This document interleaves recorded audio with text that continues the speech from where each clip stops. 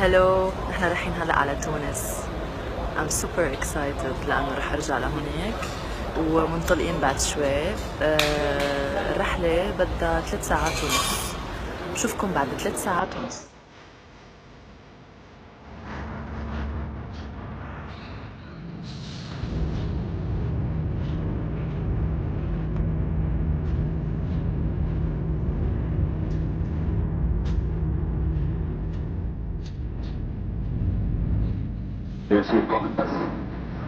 هلو، هلا وصلت على تونس. رايحين نجيب سيارة، استأجرنا سيارة وهلا رح اخبركم احنا جايين نحضر مهرجان كارتاج السينمائي، وكمان بنفس الوقت نزور يعني نتعرف على تونس اكثر. هلا انا بعرف شوي بس هالمرة مقررة مزبوط اني ابرم.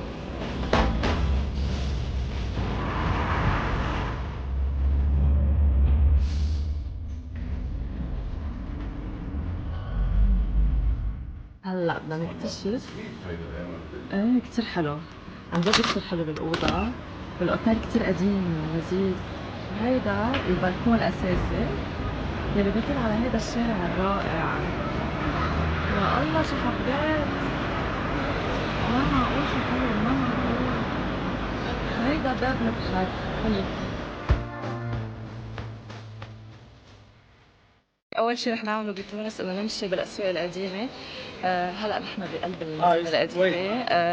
اللي عم نشوفه حوالي هو كله أمور يعني الأشغال اليدوية والأشياء بتشتهر فيها تونس. هون بهيدا المحل، ورح نضل ماشيين لنوصل على جامع الزيتونة اللي هو أهم جامع مش بس بتونس، بالعالم العربي، لأنه كمان هو مدرسة للفقه الإسلامي، وخرج كتار من علماء الدين وعلماء الاجتماع مثل ابن خلدون مثلا. فهلا رح نروح على جامع الزيتونة لنستكشفه، ومن بعد رح نمشي على آخر السوق لنوصل على ساحة القصر. هيدا شو؟ هذاك ولين الحادي شو؟ زميل دجاج. دجاج؟ ايه بديل. اوكي. وانت سيدي القاضي يا طيب كثير قد ايه فيها كالوري؟ لابسية بوليلة على العاد وهذا يؤكل. شم هو. ريحته حلوة كثير.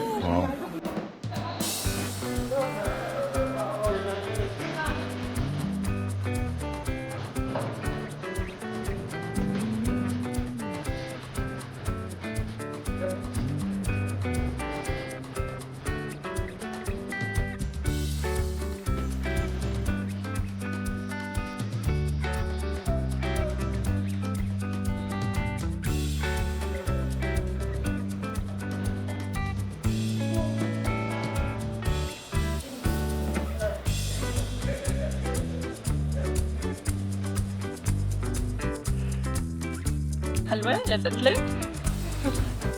اوبس. هلا ماشيين بنهج سيدي بن عروس. هذا الشارع هو مصنف من قبل يونسكو شارع تراثي، ومن اجمل الشوارع بالعالم. صحيح؟ من اجمل النهج خروج ضمن اجمل انهجة شو بيقولوا؟ ضمن اجمل 100 نهج في العالم. اجمل 100 نهج في العالم. ضمن اجمل 100 نهج في العالم. نهج سيدي بن عروس. هذا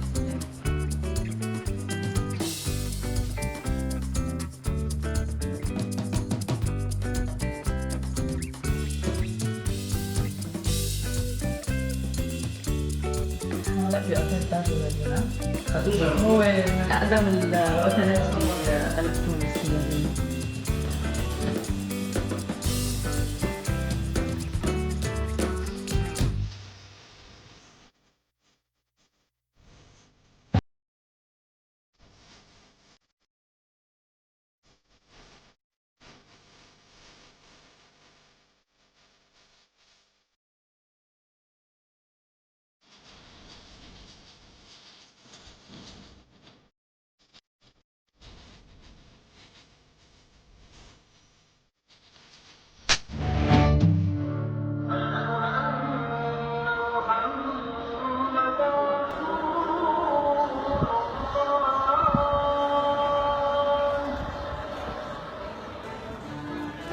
أنا اليوم بعتبر حالي أول مرة عم بكتشف تونس مزبوط. عم بروح على أماكن أول مرة بروح عليها ومنا كتير سياحية. هيدا نهج سيدي بن عروس، لازم كل حدا يجي عليه. بعدكم عم تتمرنوا؟ هيدي للبنان؟ امين. كيف القعدة بالسوق القديم؟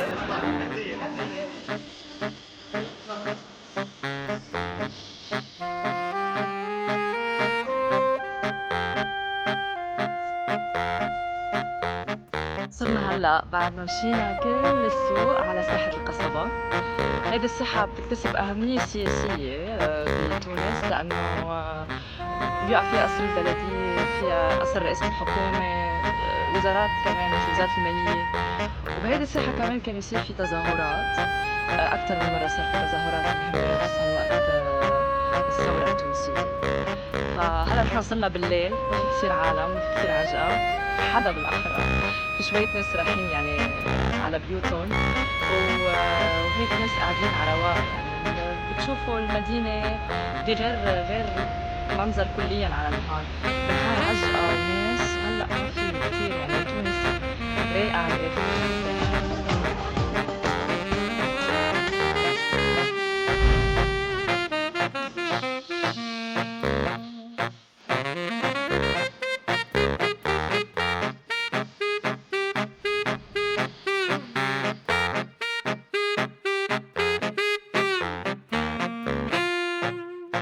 وصلنا على مطعم حلوة في منطقة على البحر بتونس، وكلها مطاعم سمك. فالمطعم اللي نحن قاعدين فيه اسمه لو كافيه ده، هلا بتجيكم ستيل أكل طيب.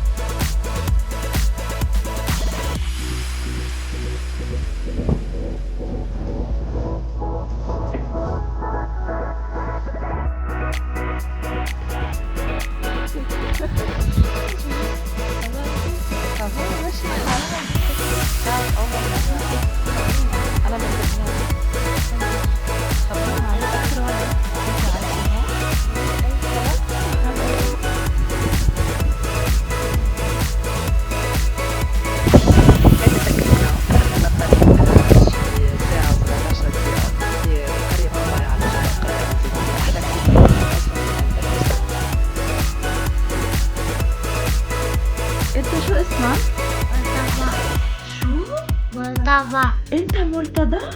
انت مرتضى؟ قالوا لي عنك، انا ما كنت عارفه انه هذا انت. قد ايه عمرك مرتضى؟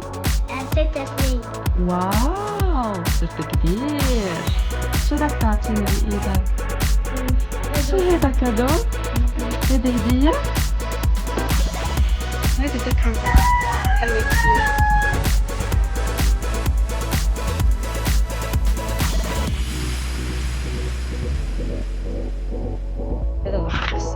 برج حطامات، مثل القلعة الخاصة بالمدينة. هو اللي حلو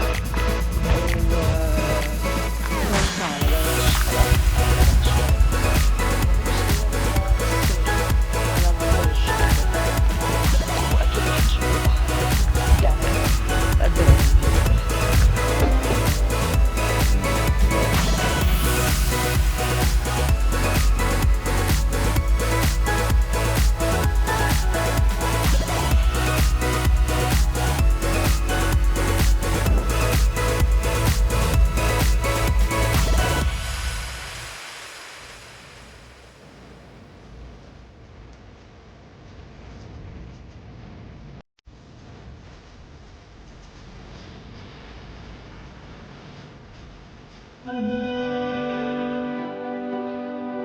بعد نهار طويل على الأوتيل، وإذ مفتاح الأوضة ما بده يفتح.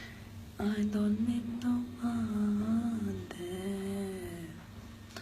Voilà, il est venu, le monsieur.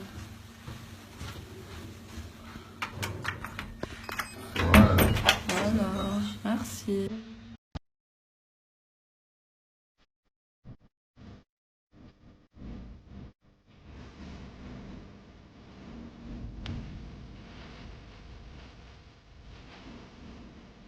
بونجور. هيدا النهار الثالث بتونس. اليوم عنا نهار حافل، رح جرب انزل صور شوي بشارع حبيب بورقيبة، وارجع اجي قبل الساعة 3 بعد الظهر على الغرفة لحضر حالي لافتتاح مهرجان قرطاج، ايام قرطاج السينمائية. فان شاء الله لحق اعمل كل هيدول.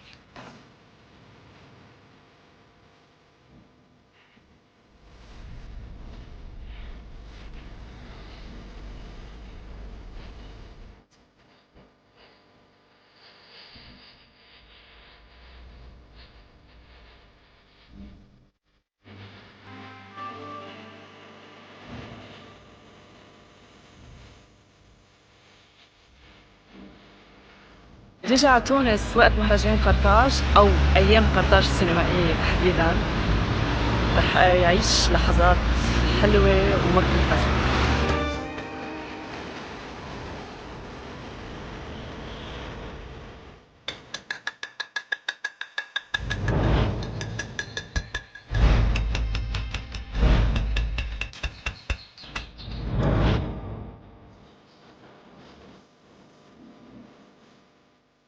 صار عنا صحن تونسي محفور عليه خطة لانا سويت برنس، حبيتها كتير.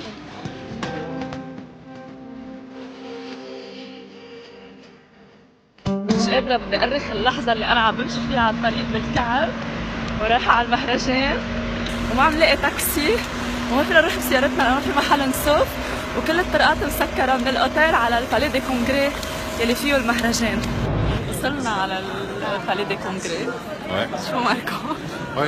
هي اكسبيرينس أول مرة بنعيشها بحياتنا يعني. اكسلنت اكسبيرينس.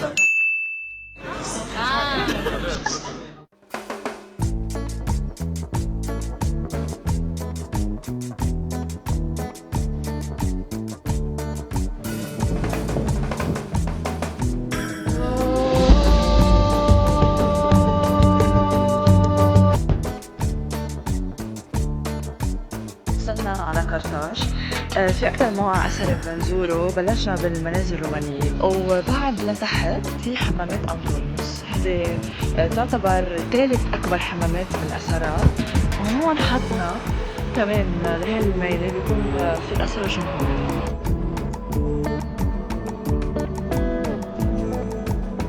مش هيدي هي بس كلها أثرات قرطاج، في بعد أثرات فوق على العالي. في كنيسة وفي متحف مسيحي. ملك أعطاها تاج لولده. كانت هالسارة هي الأكبر، وأخوها قتل زوجها وزوجها.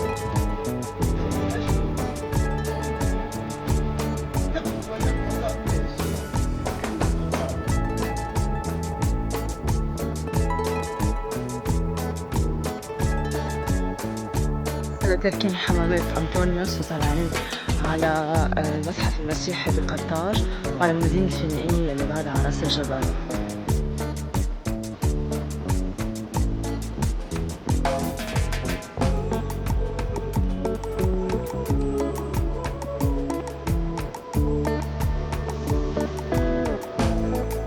Il a ordonné d'enseigner sa langue, la langue phénicienne,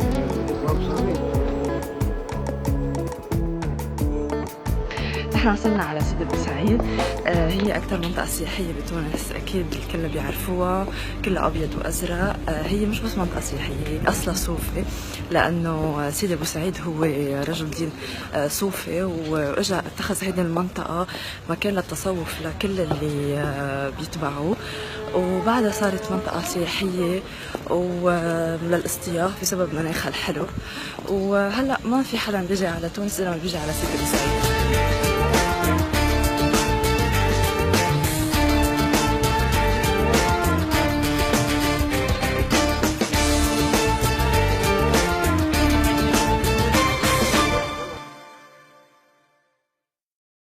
رحلة البحث عن السبراي. والعانة ابو الشوق والعانة. شو ماركو؟ قلت لنا سبراي غير دق الماني. في سبراي انا ويولا رفيقتي قررنا انه نشتري بيت بسيدي بوسعيد. فاذا حدا عنده شي شقه للبيع من اهالي سيدي بوسعيد الكرام بليز بعتوا لنا ايميل على l.mdowar@gmail.com. مارك بدي انزل.